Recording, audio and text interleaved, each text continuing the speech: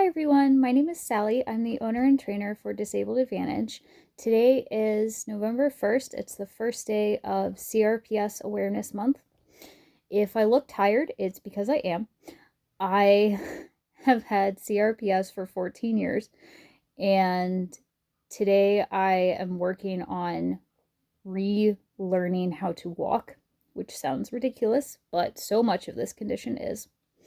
I tore my MCL in one of my legs, my dominant leg, this spring, and I've gone about 5 months without using my legs normally, and so now I'm having to reteach my brain how to be capable of walking, which I was before this injury happened.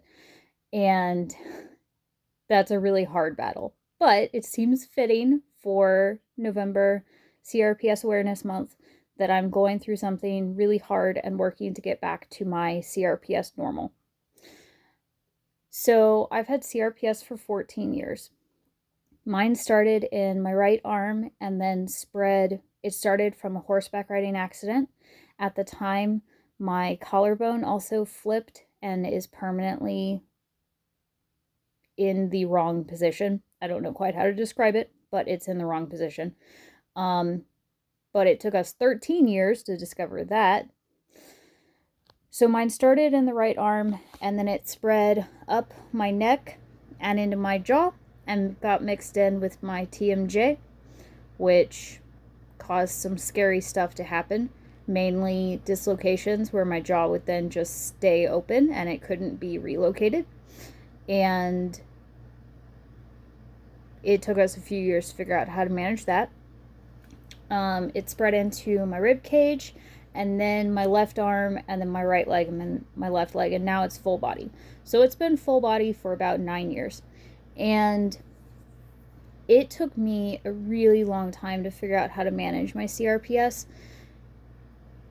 And I think what would have helped me in the beginning was if there'd been more information about it, if I'd had more access to resources, if there'd been more people who were sharing their stories and who were willing to talk about it that I could connect with. And that's all something that is available now. So if you're new to CRPS, if you're newly diagnosed, if someone you love just got diagnosed with it, you're not alone. There are a ton of resources available for you in terms of information and in terms of support, friends, not being alone. In terms of actually treating it, managing it, getting it under control, a lot fewer resources. Your best chances are still 6 months to a year within it starting. But don't lose hope, I guess, is my main message. All of the standard treatments failed on me, either from, we caught it too late, I didn't get diagnosed for 5 years, I've seen over 30 doctors in 14 years, yeah, and I can't use traditional mobility aids because of another compounding condition I have. And so the only thing we found that really worked for me was working with a service dog who I trained myself, and medication management, doing very specialized physical therapy for CRPS, coming up with my own exercise plan that included therapeutic horseback riding, and finding ways to adapt to the pain and accept its presence, and find ways to work with the pain instead of constantly fighting against it, and then also just developing a really good support team. So a lot of things have gone into the last 14 years, but it definitely took us a while to figure those things out. And if you're looking for someone to talk to about CRPS, if you're looking for someone to learn about CRPS, you can go to my business website, Disabled Advantage. You can follow me on Instagram or Facebook. You're going to be able to see a lot of mainly videos and photos of my service dog and how he helps me with my CRPS. But you're also, this month in November, I'm going to be posting information about CRPS. So how it impacts me, what it looks like for me, things that we've found that help, things that haven't helped, ways service dogs can help, ways you can train your dog to not make your CRPS worse, things to consider if you're thinking about getting a dog while you have CRPS, and all sorts of other really, really helpful tips. This is still turning into kind of a long video post. I apologize. But it's so hard for me to do short things. I have brain fog, and so it's hard to make really concise videos. I apologize.